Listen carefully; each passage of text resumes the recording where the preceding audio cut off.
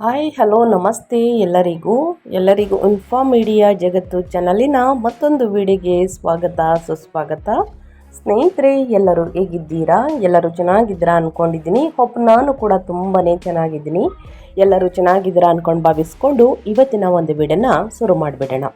ಇವತ್ತಿನ ಒಂದು ವಿಡಿಯೋದಲ್ಲಿ ಏಪ್ರಿಲ್ 17ನೇ ತಾರೀಕು ಅಕ್ಷಯ ಅಮಾವಾಸ್ಯೆ ಇದೆ, ಅಥವಾ ವೈಶಾಖ ಅಮಾವಾಸ್ಯೆ ಎಂದು ಕೂಡ ಕರೆಯಲಾಗುತ್ತದೆ. ಸ್ನೇಹಿತರೆ, ಈ ದಿನದಂದು ಸಾಕಷ್ಟು ಬದಲಾವಣೆಯನ್ನು 12 ರಾಶಿ ಚಕ್ರದ ಜನರು ನೋಡಲಿದ್ದೀರಿ.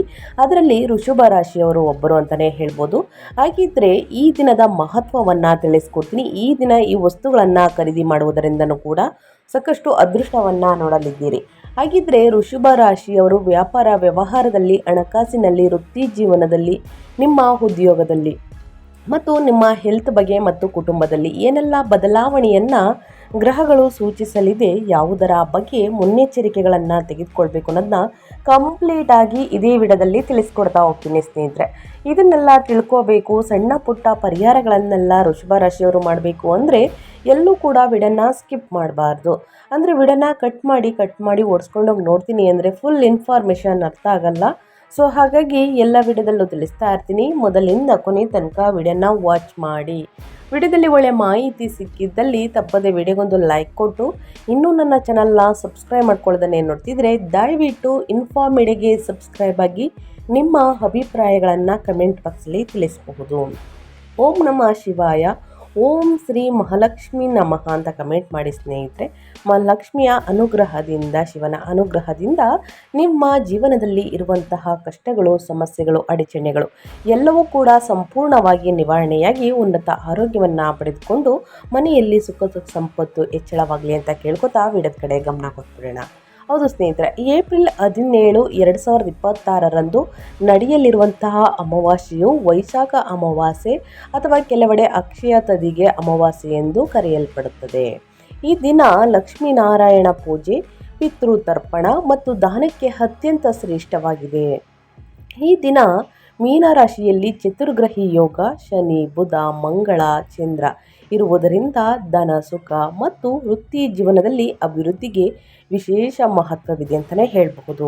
ಇನ್ನು ಏಪ್ರಿಲ್ 17, 2026 ಅಮಾವಾಸ್ಯೆ ಮಹತ್ವವನ್ನು ತಿಳಿಸ್ಕೊಡ್ತೀನಿ. ಸ್ನೇಹಿತರೆ, ವೈಶಾಖ ಅಮಾವಾಸ್ಯೆ ಅಥವಾ ಅಕ್ಷಯ ಅಮಾವಾಸ್ಯೆ ಇದು ಹಿಂದೂ ಧರ್ಮದಲ್ಲಿ ಪಿತೃಗಳ ಆತ್ಮದ ಶಾಂತಿಗಾಗಿ ಮತ್ತು ಪಿತೃದೋಷ ನಿವಾರಣೆಗಾಗಿ ಪೂಜೆ, ದಾನಗಳನ್ನು ಮಾಡಲು ಅತ್ಯಂತ ಶ್ರೇಷ್ಠವಾಗಿದೆ ಅಂತಲೇ ಹೇಳಬಹುದು.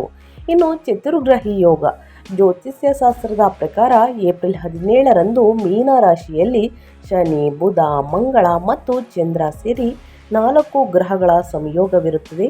ಇದು ಅನೇಕ ರಾಶಿಗಳಿಗೆ ಶುಭ ಫಲಗಳನ್ನು ನೀಡುತ್ತದೆ. ಇನ್ನು ಆರ್ಥಿಕ ಅಭಿವೃದ್ಧಿ, ಈ ದಿನ ಮಹಾಲಕ್ಷ್ಮಿಯನ್ನು ಪೂಜಿಸುವುದರಿಂದ ಮತ್ತು ದಾನ ಮಾಡುವುದರಿಂದ ಸಂಪತ್ತು ಸಮೃದ್ಧಿ ಹೆಚ್ಚಾಗುತ್ತದೆ ಎಂದು ನಂಬಲಾಗಿದೆ. ಸ್ನೇಹಿತರೆ, ಪೂಜೆ ವಿಧಿವಿಧಾನವನ್ನು ಹೇಳೋದಾದರೆ ಭಕ್ತರು ಮುಂಜಾನೆ ಪವಿತ್ರ ನದಿಗಳಲ್ಲಿ ಸ್ನಾನ ಮಾಡಿ ಪೂರ್ವಜರಿಗೆ ತರ್ಪಣವನ್ನು ನೀಡಿ ದೇವಸ್ಥಾನಗಳಲ್ಲಿ ದಾನ ಮಾಡುವುದು ಪುಣ್ಯಪ್ರದವೆಂದು ಪರಿಗಣಿಸಲಾಗುತ್ತದೆ. ಈ ದಿನದಂದು ವಿಷ್ಣು ಮತ್ತು ಲಕ್ಷ್ಮೀ ದೇವಿಯ ಆರಾಧನೆಗೆ ಹೆಚ್ಚಿನ ಒತ್ತು ನೀಡಲಾಗುತ್ತದೆ ಅಂತಲೇ ಹೇಳಬಹುದು. ಸೊ ಒಟ್ಟಾರೆಯಾಗಿ ಹೇಳಬೇಕು ಅಂತಂದರೆ ಸ್ನೇಹಿತರೆ, 12 ರಾಶಿ ಚಕ್ರದ ಜನರಿಗೂ ಕೂಡ ಒಂದಲ್ಲ ಒಂದು ರೀತಿಯಲ್ಲಿ ಸಾಕಷ್ಟು ಅದೃಷ್ಟದ ಫಲಗಳನ್ನು ಗಳಿಸಲಿದ್ದೀರಿ.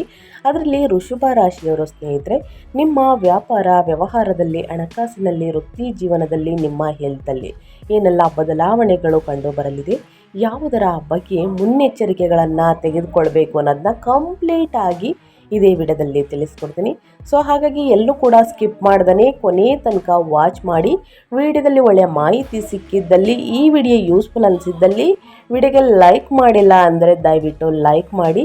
ಸಬ್ಸ್ಕ್ರೈಬ್ ಆಗಿಲ್ಲ ಅಂದರೆ ಇನ್ಫಾರ್ಮ್ ಮೀಡಿಯಾಗೆ ಸಬ್ಸ್ಕ್ರೈಬ್ ಆಗಿ ನಿಮ್ಮ ಅಭಿಪ್ರಾಯಗಳನ್ನು ಕಮೆಂಟ್ ಬಾಕ್ಸಲ್ಲಿ ತಿಳಿಸಬಹುದು. ಯಾರೆಲ್ಲ ಸಬ್ಸ್ಕ್ರೈಬ್ ಮಾಡಿಕೊಂಡು ಪ್ರತಿನಿತ್ಯ ವಿಡಿಯೋ ವಾಚ್ ಮಾಡ್ತಿದ್ರಾ ಅಂಥವರಿಗೆ ಥ್ಯಾಂಕ್ ಯು ಸೋ ಮಚ್ ಅಂತ ಹೇಳ್ತಾ, ಈ ಅದೃಷ್ಟ ರಾಶಿ ನಿಮ್ಮ ಕುಟುಂಬದಲ್ಲಿ, ನಿಮ್ಮ ಸ್ನೇಹಿತರಲ್ಲಿ ಆಗಿದ್ದರೆ ತಪ್ಪದೆ ಅವ್ರಿಗೆ ವಿಡಿಯೋವನ್ನು ಶೇರ್ ಮಾಡಿ. ನಿಮ್ಮ ಕಡೆಯಿಂದ ಅದೃಷ್ಟದ ಭವಿಷ್ಯವನ್ನು ಅವರು ಕೂಡ ತಿಳ್ಕೊಂಡಂಗಾಗುತ್ತೆ. ಓಕೆ, ಗ್ರಹಗಳ ಸಂಚಾರ ಹೇಗಿರಲಿದೆ ವೃಷಭ ರಾಶಿಯವರಿಗೆ ಅದನ್ನ ನೋಡ್ತಾ ಹೋಗೋಣ. ಅದರ ಪ್ರಭಾವ ಹೇಗಿರಲಿದೆ, ಯಾವ ದಿನಾಂಕದಿಂದ ನಾವು ಎಚ್ಚರಿಕೆ ವಹಿಸಬೇಕು, ಯಾವ ಗ್ರಹದಿಂದ ನಾವು ಅದೃಷ್ಟವನ್ನು ನೋಡ್ತೀವಿ ಅನ್ನೋದನ್ನ ನೋಡ್ತಾ ಹೋಗೋಣ. ಮೊದಲನೇದಾಗಿ ಶನಿ 9 ಮತ್ತು 10ನೇ ಮನೆಯ ಅಧಿಪತಿ ಯೋಗಕಾರಕ 11ನೇ ಮನೆಯಲ್ಲಿ ಮೀನದಲ್ಲಿ ಸಂಚಾರವನ್ನು ಮಾಡಲಿದೆ. ಸ್ಥಿರ ಆದಾಯ, ವೃತ್ತಿಪರ ಲಾಭಗಳು, ಹಿರಿಯರ ಆಶೀರ್ವಾದ ಅಂತಲೇ ಹೇಳಬಹುದು. ಇನ್ನು ಸೂರ್ಯ 4ನೇ ಮನೆಯ ಅಧಿಪತಿಯಾಗಿರುವಂತಹ ಸೂರ್ಯ 12ನೇ ಮನೆಯಲ್ಲಿ ಸ್ನೇಹಿತರೆ ಏಪ್ರಿಲ್ 14ರಿಂದ ಸಂಚಾರವನ್ನು ಮಾಡಲಿದೆ. ಮನೆ, ಆಸ್ತಿಯಲ್ಲಿ ಹೂಡಿಕೆ, ವಿದೇಶಿ ವಾಸ್ತವ್ಯ, ತಾಯಿಯ ಆರೋಗ್ಯದ ಬಗ್ಗೆ ನೀವು ಕಾಳಜಿ ವಹಿಸಬೇಕಾಗುತ್ತದೆ ಸ್ನೇಹಿತರೆ ವೃಷಭ ರಾಶಿಯವರು. ಇನ್ನು ಶುಕ್ರ 1 ಮತ್ತು 6ನೇ ಮನೆಯ ಅಧಿಪತಿಯಾಗಿರುವಂತಹ ಶುಕ್ರ 1ನೇ ಮನೆಯಲ್ಲಿ ತನ್ನ ಸ್ವಕ್ಷೇತ್ರದಲ್ಲಿ ಏಪ್ರಿಲ್ 19ರಿಂದ ಸಂಚಾರವನ್ನು ಮಾಡಲಿದೆ. ಏಪ್ರಿಲ್ 20ನೇ ತಾರೀಕು ಅಕ್ಷಯ ತೃತೀಯ ದಿನ ಸ್ನೇಹಿತರೆ ಸಾಕಷ್ಟು ಅದೃಷ್ಟ ಅಂತಲೇ ಹೇಳ್ಬೋದು. ಸುಧಾರಿಸಲಿದೆ ನಿಮ್ಮ ಆರೋಗ್ಯ, ವೈಯಕ್ತಿಕ ಆಕರ್ಷಣೆ, ಶತ್ರುಗಳ ಮೇಲೆ ವಿಜಯ ಅಂತಲೇ ಹೇಳಬಹುದು. ಐಷಾರಾಮಿ ಸೌಕರ್ಯಗಳು ಹೆಚ್ಚಾಗಲಿದೆ ವೃಷಭ ರಾಶಿಯವರಿಗೆ. ಇನ್ನು ಮಂಗಳ ಸ್ನೇಹಿತರೆ 1 ಮತ್ತು 12ನೇ ಮನೆಯ ಅಧಿಪತಿಯಾಗಿರುವಂತಹ ಮಂಗಳ 11ನೇ ಮನೆಯಲ್ಲಿ ಮೀನದಲ್ಲಿ ಸಂಚಾರವನ್ನು ಮಾಡಲಿದೆ. ವ್ಯಾಪಾರದಲ್ಲಿ ಲಾಭ, ವಿದೇಶಿ ಸಂಪರ್ಕಗಳು, ಸ್ನೇಹಿತರೊಂದಿಗೆ ವಾದ ವಿವಾದಗಳು ಹೆಚ್ಚಾಗಲಿದೆ. ಹಾಗಿದ್ರೆ ತಿಂಗಳ ಮಧ್ಯದಲ್ಲಿ ಅಂದರೆ ಏಪ್ರಿಲ್ 14ರಂದು ಒಟ್ಟಾರೆಯಾಗಿ ಹೇಳಬೇಕು ಅಂದರೆ ವೃಷಭ ರಾಶಿಯವರು ಏನೆಲ್ಲ ಫಲಿತಾಂಶವನ್ನು ನೋಡಲಿದ್ದೀರಿ ಅಂದರೆ ಸ್ನೇಹಿತರೆ, ನಿಮ್ಮ 12ನೇ ಮನೆಯಲ್ಲಿ ಸೂರ್ಯನು 4ನೇ ಮನೆಯ ಅಧಿಪತಿಯಾಗಿರುವಂತಹ ಸೂರ್ಯ ಉಚ್ಚ ಸ್ಥಿತಿಯನ್ನು ತಲುಪುವುದು ವೃಷಭ ರಾಶಿಯವರಿಗೆ ಕೌಟುಂಬಿಕ ಅಥವಾ ವಿದೇಶಿ ವ್ಯವಹಾರಗಳಿಗೆ ಸಂಬಂಧಿಸಿದಂತೆ ಮಹತ್ವದ ತಿರುವನ್ನು ಸೂಚಿಸುತ್ತದೆ. ಎಲ್ಲಕ್ಕಿಂತ ಮಿಗಿಲಾಗಿ ಏಪ್ರಿಲ್ 19ರಂದು ನಿಮ್ಮ ರಾಶಿಯ ಅಧಿಪತಿ ಸ್ನೇಹಿತರೆ ಶುಕ್ರನು ನಿಮ್ಮ ಜನ್ಮ ರಾಶಿಯನ್ನು ಅಂದರೆ ವೃಷಭ ರಾಶಿಯನ್ನು ಪ್ರವೇಶಿಸಿದಾಗ ಅತ್ಯಂತ ಸುಂದರವಾದ ಬದಲಾವಣೆಯು ಸಂಭವಿಸುತ್ತದೆ. ಈ ಸಂಚಾರವು ನಿಮಗೆ ಅಪ್ರತಿಮ ಮಾನಸಿಕ ಶಾಂತಿ, ದೈಹಿಕ ಚೈತನ್ಯ ಮತ್ತು ಜೀವನದಲ್ಲಿ ಐಷಾರಾಮಿ ಸೌಕರ್ಯಗಳನ್ನು ಆಶೀರ್ವಾದಿಸುತ್ತದೆ ಅಂತಲೇ ಹೇಳಬಹುದು. ಇನ್ನು ಅದೇ ರೀತಿ ಸ್ನೇಹಿತರೆ ಏಪ್ರಿಲ್ ತಿಂಗಳಿನಲ್ಲಿ ಈ ರಾಶಿಯವರಿಗೆ ಲಾಭಗಳು ಮತ್ತು ಸಂತೋಷದ ಕ್ಷಣಗಳಿಂದ ತುಂಬಿದ ಅದ್ಭುತವಾದ ತಿಂಗಳುಗಳನ್ನು ಉಡುಗೊರೆಯಾಗಿ ನೀಡಲು ಸಿದ್ಧವಾಗಿದೆ ಗ್ರಹಗಳು. ಅತ್ಯಂತ ಗಮನಾರ್ಹವಾಗಿ ನಿಮ್ಮ ಯೋಗಕಾರಕ ಶನಿ 9 ಮತ್ತು 10ನೇ ಮನೆಯ ಅಧಿಪತಿ ನಿಮ್ಮ 11ನೇ ಮನೆ ಅಂದರೆ ಲಾಭದ ಮನೆಯಲ್ಲಿ ಬಲವಾಗಿ ನೆಲೆಸಲಿದ್ದಾರೆ ಮತ್ತು ಏಪ್ರಿಲ್ ದ್ವಿತೀಯಾರ್ಧದಂದು ಮಂಗಳನು ಅವನೊಂದಿಗೆ ಸೇರಿಕೊಳ್ಳುತ್ತಾರೆ. ಲಾಭದ ಮನೆಯಲ್ಲಿ ಕರ್ಮ ಮತ್ತು ಸತ್ಯ ಈ ಕ್ರಿಯಾತ್ಮಕ ಮುಖವು ಸ್ನೇಹಿತರೊಂದಿಗೆ ಸಣ್ಣ ಭಿನ್ನಾಭಿಪ್ರಾಯಗಳು ಇದ್ದರೂ ಕೂಡ ನಿಮ್ಮ ಮಹತ್ವಾಕಾಂಕ್ಷೆಗಳು ಈಡೇರುವುದು ಖಚಿತಪಡಿಸುತ್ತದೆ ಅಂತಲೇ ಹೇಳಬಹುದು. ಸೊ ಹಾಗಾಗಿ ಸ್ನೇಹಿತರೆ ಒಟ್ಟಾರೆಯಾಗಿ ಏನೆಲ್ಲ ಬದಲಾವಣೆಯನ್ನು ನೋಡಲಿದ್ದೀರಿ ಅನ್ನೋದನ್ನ ತಿಳಿಸ್ಕೊಟ್ಟಿದ್ದೀನಿ. ಇನ್ನು ವ್ಯಾಪಾರ ವ್ಯವಹಾರದಲ್ಲಿ, ವೃತ್ತಿ ಜೀವನದಲ್ಲಿ, ಉದ್ಯೋಗದಲ್ಲಿ ಒಟ್ಟಾರೆಯಾಗಿ ಏನೆಲ್ಲ ಬದಲಾವಣೆಗಳನ್ನು ನೋಡಲಿದ್ದೀರಿ, ಯಾವುದರ ಬಗ್ಗೆ ಮುನ್ನೆಚ್ಚರಿಕೆಗಳನ್ನು ತೆಗೆದುಕೊಳ್ಬೇಕು ಅನ್ನೋದನ್ನ ನೋಡ್ತಾ ಹೋಗೋಣ. ವೃಷಭ ರಾಶಿಯವರಿಗೆ ನಿಮ್ಮ ಕೆರಿಯರ್ ಬಗ್ಗೆ ಹೇಳೋದಾದರೆ, ವೃತ್ತಿ ಜೀವನದ ಬಗ್ಗೆ ಹೇಳೋದಾದರೆ, ನಿಮ್ಮ 10ನೇ ಮನೆಯ ಅಧಿಪತಿಯಾಗಿರುವಂತಹ ವೃತ್ತಿಕಾರಕ ಶನಿಯು 11ನೇ ಮನೆ ಅಂದರೆ ಲಾಭದ ಮನೆಯಲ್ಲಿ ಸ್ಥಾನ ಪಡೆದಿರುವುದು ಉದ್ಯೋಗಸ್ಥ ವೃತ್ತಿಪರರಿಗೆ ಅತ್ಯಂತ ಮಂಗಳಕರವಾಗಿದೆ. ನಿಮ್ಮ ಕಠಿಣ ಪರಿಶ್ರಮಕ್ಕಾಗಿ ಮೇಲಧಿಕಾರಿಗಳಿಂದ ನೀವು ಅರ್ಹವಾದಂತಹ ಮನ್ನಣೆಯನ್ನು ಪಡೆಯುತ್ತೀರಿ. ಏಪ್ರಿಲ್ ದ್ವಿತೀಯಾರ್ಧದಿಂದ ಸ್ನೇಹಿತರೆ ನಿಮ್ಮ ಮಂಗಳ ಸಹ 11ನೇ ಮನೆಗೆ ಚಲಿಸುವುದರೊಂದಿಗೆ ಸಹೋದ್ಯೋಗಿಗಳಿಗೆ ನಿಮ್ಮ ನಾಯಕತ್ವ, ಕೌಶಲ್ಯ ಮತ್ತು ಸ್ಪರ್ಧಾತ್ಮಕ ಮನೋಭಾವವು ವರ್ತಿಸುತ್ತದೆ. ಬಡ್ತಿ ಅಥವಾ ಇನ್ಕ್ರಿಮೆಂಟ್ಗಾಗಿ ಕಾಯುತ್ತಿರುವವರು ಸಕಾರಾತ್ಮಕ ಸುದ್ದಿಗಳನ್ನು ಸ್ವೀಕರಿಸುತ್ತಾರೆ.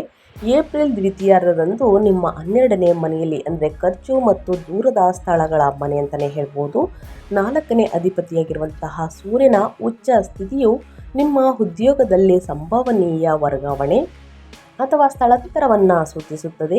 ಇದು ನೀವು ಬಯಸುವ ಸ್ಥಳಕ್ಕೆ ಆಗಿರಬಹುದು ಅಥವಾ ವಿದೇಶಿ ಅಂದರೆ ದೂರದ ಪ್ರಾಜೆಕ್ಟ್ನ ರೂಪದಲ್ಲಿ ಬರಬಹುದು. ನಿಮ್ಮ ಕಾರ್ಯಕ್ಷಮತೆಯು ಅತ್ಯುತ್ತಮವಾಗಿದ್ದರೂ ಕೂಡ ಕೆಲಸದ ಸ್ಥಳದಲ್ಲಿ ನಿಮ್ಮ ಮೇಲಧಿಕಾರಿಗಳೊಂದಿಗೆ ಅನಗತ್ಯ ವಾದ ವಿವಾದಗಳನ್ನು ಕಟ್ಟುನಿಟ್ಟಾಗಿ ತಪ್ಪಿಸಬೇಕಾಗುತ್ತದೆ ಸ್ನೇಹಿತರೆ. ಸೊ ಹಾಗಾಗಿ ನಿಮ್ಮ ಕೆರಿಯರಲ್ಲಿ ಏನೆಲ್ಲ ಬದಲಾವಣೆಯನ್ನು ಗ್ರಹಗಳು ಸೂಚಿಸಲಿದೆ, ಯಾವುದರ ಬಗ್ಗೆ ಎಚ್ಚರಿಕೆ ವಹಿಸಬೇಕು ಅನ್ನೋದನ್ನ ಕಂಪ್ಲೀಟಾಗಿ ತಿಳಿಸ್ಕೊಟ್ಟಿದ್ದೀನಿ. ಇನ್ನು ಮೇಯ್ನಾಗಿ ನಿಮ್ಮ ಫೈನಾನ್ಸ್ ಬಗ್ಗೆ ಹೇಳೋದಾದರೆ, ನಿಮ್ಮ ಹಣಕಾಸಿನ ಬಗ್ಗೆ ಹೇಳೋದಾದರೆ ಎಷ್ಟು ವ್ಯಯವಾಗಲಿದೆ, ಎಷ್ಟು ಸ್ನೇಹಿತರೆ ಉಳಿಸ್ತೀರಾ ಅಂದರೆ ಉಳಿತಾಯವಾಗಲಿದೆ ಅನ್ನೋದನ್ನ ನೋಡೋದಾದರೆ, ಈ ತಿಂಗಳು ನಿಮ್ಮ 11ನೇ ಮನೆ ಅಂದರೆ ಲಾಭದ ಮನೆಯು ಹೆಚ್ಚು ಅಶಕ್ತವಾಗಿರುವುದರಿಂದ ಆದಾಯಕ್ಕೆ ಯಾವುದೇ ಕೊರತೆಯಾಗುವುದಿಲ್ಲ. ದೀರ್ಘಕಾಲದಿಂದ ಬಾಕಿ ಇರುವ ಹಣವನ್ನು ಸ್ನೇಹಿತರೆ ನೀವು ಮರುಪಡೆಯುತ್ತೀರಿ. ಅಥವಾ ಹಿಂದಿನ ಹೂಡಿಕೆಗಳಿಂದ ಸ್ನೇಹಿತರೆ ಗಣನೀಯ ಲಾಭವನ್ನು ಪಡೆಯುತ್ತೀರಿ. 11ನೇ ಮನೆಯಲ್ಲಿ 2ನೇ ಧನಾಧಿಪತಿಯಾದಂತಹ ಬುಧನ ಸಂಚಾರವು ನಿಮ್ಮ ಆರ್ಥಿಕ ಸ್ಥಿರತೆಯನ್ನು ಮತ್ತಷ್ಟು ಬಲಪಡಿಸುತ್ತದೆ. ಇನ್ನು ಹದಿಯಾಗುವ 12ನೇ ಮನೆಯಲ್ಲಿ 4ನೇ ಅಧಿಪತಿಯಾಗಿರುವಂತಹ ಸೂರ್ಯನು ಉಚ್ಚ ಸ್ಥಿತಿಯು ನಿಮ್ಮ ಮನೆಗೆ ಸಂಬಂಧಿಸಿದ ಭಾರಿ ಖರ್ಚುಗಳನ್ನು ಸೂಚಿಸುತ್ತದೆ. ನೀವು ಹೊಸ ಮನೆಗಳಿಗಾಗಿ ಸ್ನೇಹಿತರೆ ಮುಂಗಡವನ್ನು ಅಂದರೆ ಅಡ್ವಾನ್ಸನ್ನು ಪಾವತಿಸಬಹುದು, ಹೊಸ ವಾಹನವನ್ನು ಖರೀದಿಸಬಹುದು ಅಥವಾ ದುಬಾರಿ ಒಳಾಂಗಣ ನವೀಕರಣಗಳಲ್ಲಿ ಹೂಡಿಕೆ ಮಾಡಬಹುದು. ಇವು ಮಂಗಳಕರ ಖರ್ಚುಗಳಾಗಿದ್ದರೂ ನಿಮ್ಮ ಬಜೆಟ್ ಮಿತಿಗಳನ್ನು ಮೀರಿದಂತೆ ನೀವು ಎಚ್ಚರಿಕೆ ವಹಿಸಬೇಕಾಗುತ್ತದೆ. ಹಾಗಾಗಿ ಸ್ನೇಹಿತರೆ ಯಾವುದರ ಬಗ್ಗೆ ನಿಮ್ಮ ಹಣಕಾಸಿನ ವಿಚಾರದಲ್ಲಿ ಎಚ್ಚರಿಕೆ ವಹಿಸಬೇಕು, ವೃಷಭ ರಾಶಿಯವರು ನನ್ನ ಕಂಪ್ಲೀಟಾಗಿ ತಿಳಿಸ್ಕೊಟ್ಟಿದ್ದೀನಿ ಸ್ನೇಹಿತರೆ. 100 ರೂಪಾಯಿಂದ ನೀವು ಸಂಪಾದನೆಯನ್ನು ಮಾಡ್ತೀನಿ ಅಂತಂದರೆ ಸ್ನೇಹಿತರೆ ಒಂದು 20-30 ರೂಪಾಯಿನಾದ್ರೂ ಉಳಿಸಬೇಕು ಸ್ನೇಹಿತರೆ. ಇದು ಎಕ್ಸಾಂಪಲ್ ಆಗಿ ನಿಮಗೆ ಉದಾಹರಣೆ. ಎಲ್ಲ ಹಣಕಾಸನ್ನು ಸ್ನೇಹಿತರೆ ವ್ಯಯ ಮಾಡುವುದರಿಂದ ಅಂದರೆ ಅನಗತ್ಯ ಖರ್ಚುಗಳಿಂದ ನೀವು ದೂರ ಇದ್ದರೆ ಹೊಳಿತು. ಎಲ್ಲವನ್ನೂ ಖರ್ಚು ಮಾಡಿದರೆ ಮುಂದಿನ ದಿನಗಳಲ್ಲಿ ಸ್ನೇಹಿತರೆ ಹಣಕಾಸಿನ ಪ್ರಾಬ್ಲಮ್ ಎದುರಾಗಬಹುದು. ಹಠಾತ್ ಹಣಕಾಸಿನ ಪ್ರಾಬ್ಲಮ್ ಎದುರಾದರೆ ಬಹಳಷ್ಟು ಕಷ್ಟವಾಗುತ್ತದೆ. ಹಾಗಾಗಿ ಸ್ವಲ್ಪ ಉಳಿತಾಯ ಮಾಡುವುದು ಬಹಳ ಮುಖ್ಯ.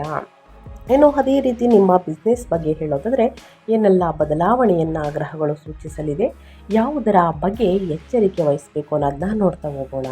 ನಿಮ್ಮ ಬಿಸ್ನೆಸ್ ಅಂದರೆ ವ್ಯಾಪಾರ, ಸ್ವಯಂ ಉದ್ಯೋಗ, ಪಾಲುದಾರಿಕೆ ಬಗ್ಗೆ ಹೇಳೋದಾದರೆ ವೃಷಭ ರಾಶಿಯವರಿಗೆ ಈ ಅಮಾವಾಸ್ಯೆಯ ದಿನದಿಂದ ಲಾಭದ ಮನೆಯಲ್ಲಿ ಯೋಗಕಾರಕ ಶನಿಯೊಂದಿಗೆ 7ನೇ ಮನೆ ಅಂದರೆ ವ್ಯಾಪಾರದ ಮನೆಯ ಅಧಿಪತಿಯಾದಂತಹ ಮಂಗಳನ ಸಂಯೋಗವು ಉದ್ಯಮಿಗಳಿಗೆ ಸುವರ್ಣಾವಕಾಶವನ್ನು ಒದಗಿಸುತ್ತದೆ.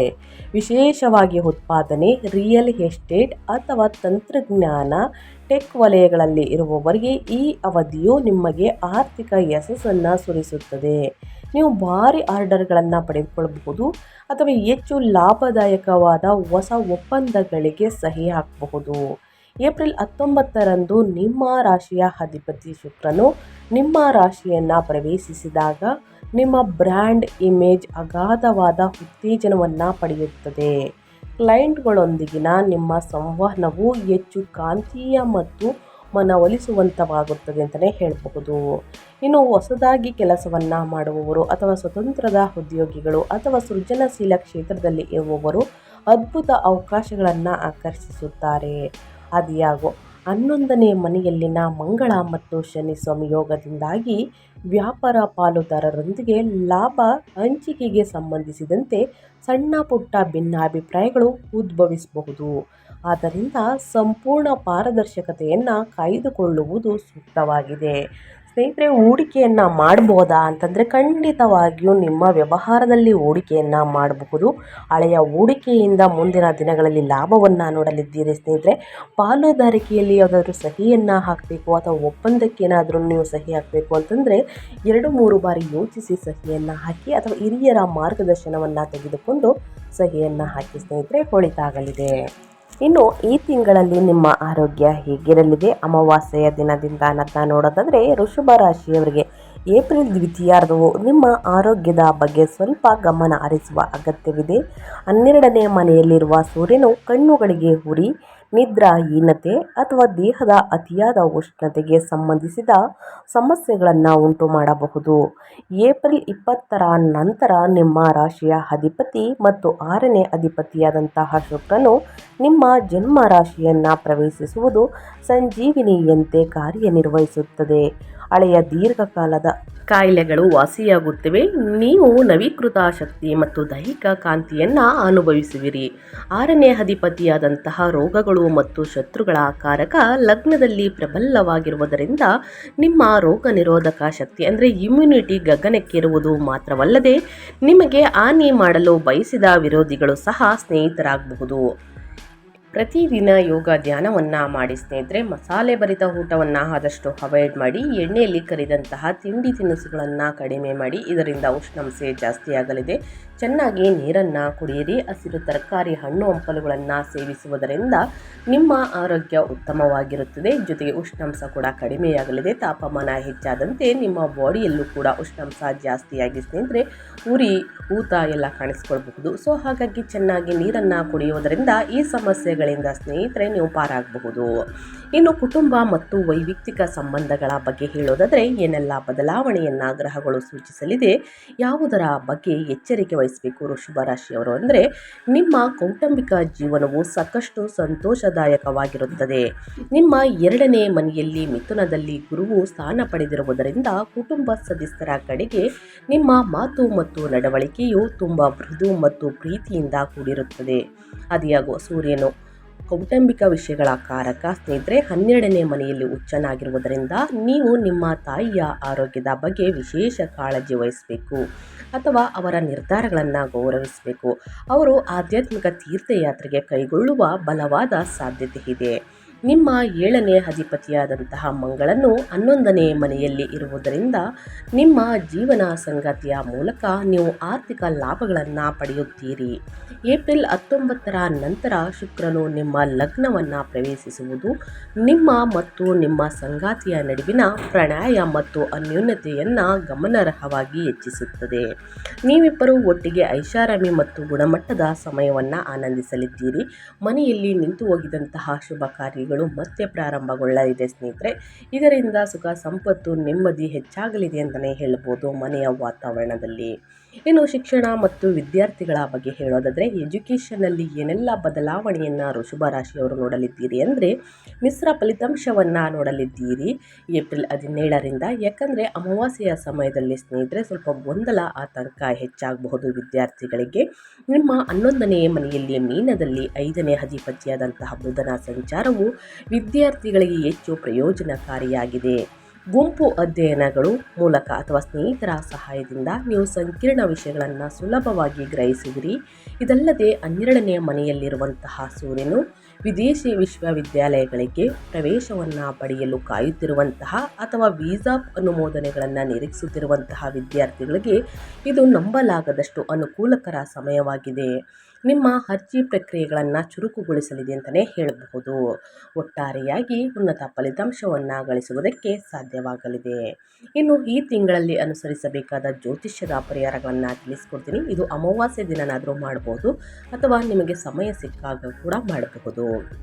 12ನೇ ಮನೆಯಲ್ಲಿ ಸೂರ್ಯನಿಂದ ಉಂಟಾಗುವ ಉಷ್ಣ ಪ್ರೇರಿತ ಪರಿಣಾಮಗಳನ್ನು ತಗ್ಗಿಸಲು ಮತ್ತು ಲಾಭದ ಮನೆಯಲ್ಲಿ ಗ್ರಹಗಳ ಆಶೀರ್ವಾದವನ್ನು ಸಂಪೂರ್ಣವಾಗಿ ಬಳಸಿಕೊಳ್ಳಲು ಈ ಪರಿಹಾರಗಳನ್ನು ವೃಷಭ ರಾಶಿಯವರು ಅನುಸರಿಸಬೇಕಾಗುತ್ತದೆ.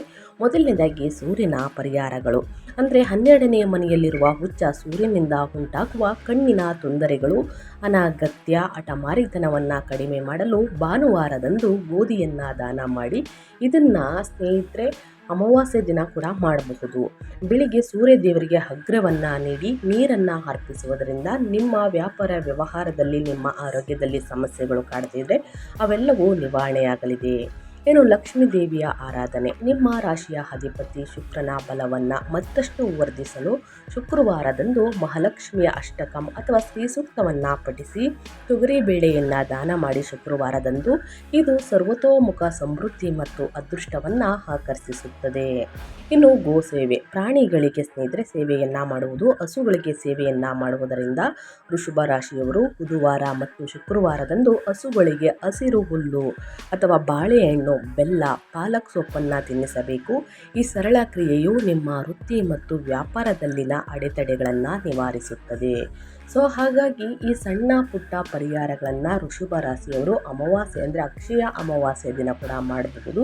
ಅಥವಾ ನಿಮಗೆ ಬಿಡುವಿದ್ದಾಗ ಮಂಗಳವಾರ, ಶುಕ್ರವಾರ, ಬುಧವಾರದ ದಿನ ಈ ಪರಿಹಾರಗಳನ್ನು ಮಾಡಿದ್ದಲ್ಲಿ ಕಷ್ಟಗಳು, ಸಮಸ್ಯೆಗಳು, ಅಡಚಣೆಗಳು ಏನೇ ಇದ್ದರೂ ಕೂಡ ಸಂಪೂರ್ಣವಾಗಿ ನಿವಾರಣೆಯಾಗಲಿದೆ ಸ್ನೇಹಿತರೆ. ಸೊ ಹಾಗಾಗಿ ತಪ್ಪದೇ ಈ ಪರಿಹಾರಗಳನ್ನು ಮಾಡಿ ಅಂತ ಹೇಳ್ತಾ ನಾನು ವಿಡಿಯೋನ ಎಂಡ್ ಮಾಡ್ತಾ ಇದ್ದೀನಿ. ದಯವಿಟ್ಟು ಇವತ್ತಿನ ಒಂದು ವಿಡಿಯೋದಲ್ಲಿ ಸಂಪೂರ್ಣ ಮಾಹಿತಿ ಸಿಕ್ಕಿದ್ದಲ್ಲಿ, ಈ ವಿಡಿಯೋ ಯೂಸ್ಫುಲ್ ಅನಿಸಿದ್ದಲ್ಲಿ ವಿಡಿಯೋಗೆ ಲೈಕ್ ಮಾಡೋದನ್ನ ಮರ್ತಿದ್ರೆ ಲೈಕ್ ಮಾಡಿ. ಇನ್ನೂ ನನ್ನ ಚಾನಲ್ನ ಸಬ್ಸ್ಕ್ರೈಬ್ ಮಾಡ್ಕೊಳ್ಳೋದನ್ನೇ ನೋಡ್ತಿದ್ರೆ ಇನ್ಫಾರ್ಮಿಡಿಗೆ ಸಬ್ಸ್ಕ್ರೈಬ್ ಆಗಿ ನಿಮ್ಮ ಅಭಿಪ್ರಾಯಗಳನ್ನು ಕಮೆಂಟ್ ಬಾಕ್ಸಲ್ಲಿ ತಿಳಿಸಬಹುದು. ಯಾರೆಲ್ಲ ಸಬ್ಸ್ಕ್ರೈಬ್ ಮಾಡಿಕೊಂಡು ಪ್ರತಿನಿತ್ಯ ವಿಡಿಯೋ ವಾಚ್ ಮಾಡ್ತಿದ್ದೀರಾ ಅಂಥವರಿಗೆ ಥ್ಯಾಂಕ್ ಯು ಸೋ ಮಚ್ ಅಂತ ಹೇಳ್ತಾ, ನಿಮಗೂ ಮತ್ತು ನಿಮ್ಮ ಕುಟುಂಬಕ್ಕೆ ತುಂಬಾ ಒಳ್ಳೆಯದಾಗಲಿ, ಲಕ್ಷ್ಮೀ ದೇವಿಯ ಆಶೀರ್ವಾದ ಶುಕ್ರನ ಬಲ ಹೆಚ್ಚಿಸಲಿ ಅಂತ ಹೇಳ್ತಾ, ಮತ್ತೊಂದು ವಿಡಿಯೋ ಜೊತೆ ಮತ್ತೊಂದು ಹೊಸ ಭವಿಷ್ಯದಲ್ಲಿ ಹೊಸ ಅಪ್ಡೇಟಲ್ಲಿ ಸಿಗ್ತೀನಿ. Thank you for watching.